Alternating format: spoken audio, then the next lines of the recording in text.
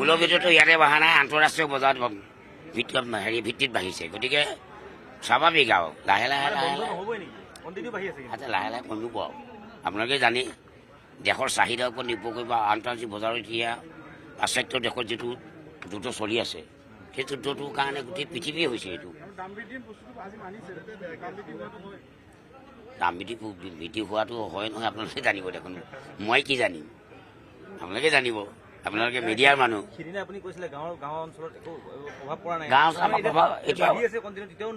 এতিয়াও প্ৰভাৱ পৰা নাই। কিন্তু পেট্ৰল ডিজেলটো পৰিব নাই গাঁও অঞ্চলত? পেট্ৰল ডিজেলটো পৰিছে, সেইটো মই কৈছোঁ আন্তঃৰাষ্ট্ৰীয় বজাৰত। আন্তঃৰাষ্ট্ৰীয় বজাৰত যেতিয়া বৃদ্ধি হৈছে, গতিকে অসমতো বৃদ্ধি হোৱাটো স্বাভাৱিক। পেট্ৰল ডিজেলৰ দাম বাঢ়িলে কিন্তু বাকী কিলো বস্তুৰ দাম বাঢ়ি যায়। লাহে লাহে এইটো সমাধান হ'ব। মই কৈছোঁ কি প্ৰথমে যে পাশ্চাত্য দেশৰ যিটো এতিয়া যুদ্ধ চলি আছে, সেই দুখৰ কাৰণে আজি যুদ্ধৰ কাৰণে আজি সেইটো হৈছে, হয়নে নহয় ক'বা? সেইটো আপোনালোকেও জানিব লাগিব সেই কথাটো।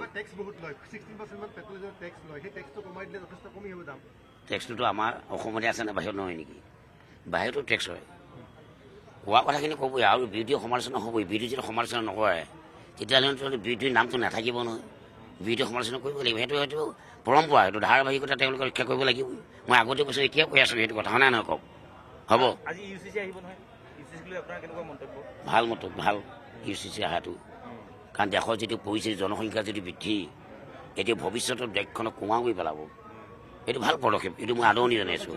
আৰু আমাৰ নিৰ্বাচনী ইস্তাহাৰতেই মাননীয় মুখ্যমন্ত্ৰী সংকল্পত মাননীয় মুখ্যমন্ত্ৰী এই কথাটো কৈছিলে।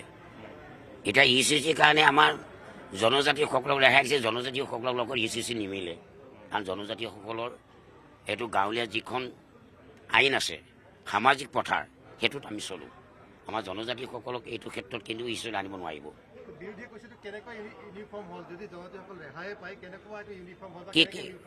কি ৰেহাই পায়?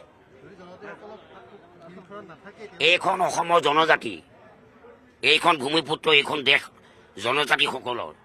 সিহঁতে ক'ৰ পৰা আহিছে? 600 বছৰ আহিছে, হয়নে নহয় কওক? হাজাৰ হাজাৰ বছৰ ইতিহাসে তোমাৰ 5,000, 10,000 বছৰ ইতিহাসে ঢুকি নোপোৱা এইখন দেশ প্ৰতিষ্ঠাপক, এইখন দেশৰ গৰাকী জনজাতিসকল। এনে ৰেহাই দিব লাগিব, হয়নে নহয় কওক? কথাবিলাক ক'লে নহ'ব নহয়, তথ্যভিত্তিক হ'ব লাগিব। কাৰণ জনজাতিসকলে এইখন দেশৰ গৰাকী। মই আগতে কৈছোঁ, এইখন দেশৰ গৰাকী হ'ল জনজাতিসকল। জনজাতিসকলক কোনো আইনে, অসমৰ আইন আৰু ভাৰতবৰ্ষৰ আইনে ঢুকি নাপাব। সাংবিধানিকেই ভাৰতবৰ্ষৰ সংবিধানখন যেতিয়া প্ৰণয়ন কৰিছিল, জনজাতিসকলক সেই তেতিয়াই প্ৰাধান্য দি থৈছে, হয়নে নহয় কওক?